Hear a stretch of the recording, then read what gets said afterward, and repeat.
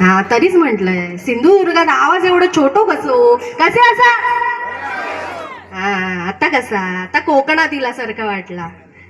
तर मंडळी इथे मुख्यमंत्री समृद्ध पंचायत राज योजनेच्या अंतर्गत मला पुन्हा एकदा कोकणात येण्याची संधी मिळाली आहे.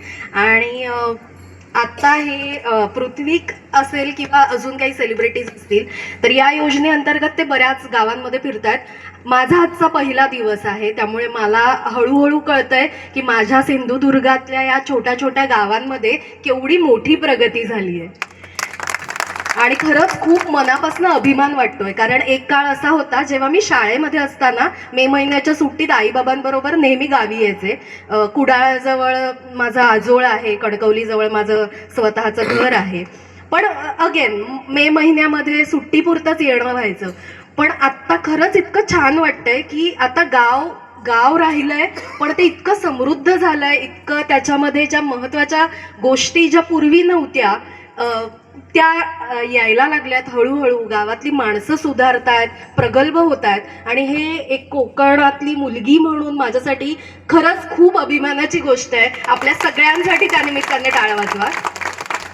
आणि अजून एक महत्त्वाची गोष्ट की मध्यंतरी असं झालं होतं की कोकणातली युवा मंडळी सगळी शहराकडे जात होती आणि गावं ओस पडत होती. असं झालंय बऱ्याचदा. पण मी आत्ता मगाशी येताना पृथ्वीशी बोलत होते की शहरांमध्ये ना आता सध्या ऑक्सिजन राहिला नाही श्वास घ्यायला. म्हणजे आम्हाला पाहावं लागतं किंवा प्रदूषण इतकं आहे की आत्ता आम्हाला झाडं आणि इकडचा आजूबाजूचा परिसर छान क्लीन दिसतोय, तिकडे आम्हाला कळत नाही की हे प्रदूषण आहे का हे धुकं आहे. इतकं पोल्युशन झालेलं आहे. तर मला असं वाटतं काही वर्षांनी आत्ता इतकी गावं समृद्ध होत आहेत. सर म्हणाले की सिंधुदुर्गातलं पर्यटन वाढलेलं आहे आणि विश्वास ठेवा हे पर्यटन अजून वाढणार आहे. कारण आपलं सिंधुदुर्ग, आपलं कोकण इतकं आहेच सुंदर की बाकीच्या देशांना लाजवेल.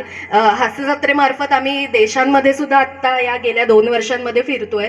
पण खरंच सांगते की भारत आणि कोकण, आपला महाराष्ट्र याच्यासारखं सौंदर्य आणि खरेपणा आणि मातीत रुजलेलापणा कुठेच नाहीये जो आपल्या कोकणात आहे. आणि त्याचा मला खरंच खूप अभिमान आहे. त्यामुळे मला असं वाटतं, मगाशी जे मी म्हटलं की तरुण मंडळी जी जात होती शहराकडे, तर माझ्यावर विश्वास ठेवा ही मंडळी पुन्हा इथे येतील किंवा इथली मंडळी आत्ता जाणार नाहीत. कारण आता आजूबाजूला इतका छान विकास होतोय, माणसं प्रगत होत आहेत, गावं शहरं अद्यावत होत आहेत की आता शहराची गरज नाहीये. कशासाठी आपल्या जवळच्या माणसांसोबत आपल्या गावात राहून आपण अर्थार्जन करू शकतो, आपण शिकू शकतो आणि आपल्याला हवा तो आनंद घेऊ शकतो आणि सगळ्यात महत्त्वाचं शुद्ध वातावरणात राहू शकतो. आणि मला असं वाटतं की अजून काही वर्षांनी माझा स्वतःचा रिटायरमेंटचा प्लॅन आहे की मी कोकणात येऊन राहणार आहे. त्यामुळे असंच तुम्ही सगळ्यांनी एकत्र राहून छान काम करा आणि आम्हाला सगळ्यांना इन्स्पायर करा. आम्ही येतोच आहोत कोकणात. तर पुन्हा एकदा सिंधुदुर्ग आणि बेत्ते गावासाठी माझ्या खूप खूप शुभेच्छा.